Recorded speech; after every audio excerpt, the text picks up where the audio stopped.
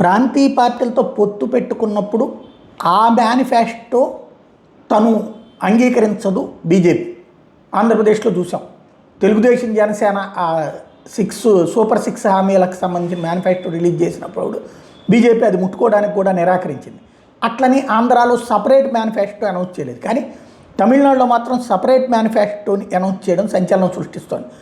ప్రతి కుటుంబంలో మహిళకి పెద్దకి నెలకి 2,000 రూపాయలు ఆర్థిక సాయం, ఏడాదికి 3 ఉచిత గ్యాస్ సిలిండర్లు, పొంగల్, దీపావళి, తమిళ కొత్త సంవత్సరం రోజున ఆర్థిక సాయం కింద ప్రతి ఇంటికి ఒకేసారి 10,000, మహిళలకు ఈ స్కూటర్ల కొనుగోలు మీద 25,000 రాయితీ, జల్లికట్టు ఎద్దులు పెంచే వాళ్ళకి నెలకు 2,000 సాయం, జల్లికట్టులో పోటీపడి మరణించిన వాళ్ళ కుటుంబాలకు 10 లక్షల ఎక్స్గ్రేషియా, మహిళలకు 8,000 విలువైన కూపన్, టీవీ వంటి గృహోపకరణాలు కొనుక్కోవడం లేదా మార్చుకోవడానికి, తొలిసారి ఇల్లు కొనుగోలు చేసే మహిళలకి 3% స్టాంప్ డ్యూటీ రాయితీ, రాష్ట్ర వ్యాప్తంగా పాఠశాలలు, యూనివర్సిటీలో సీసీటీవీ కెమెరాల ఏర్పాటు, రాష్ట్రంలోని ప్రధాన దేవాలయాల్లో స్థానిక నివాసితుల కోసం ప్రతిరోజు 2 గంటల దర్శన సమయాల కేటాయింపు వంటి హామీలను ప్రకటించారు.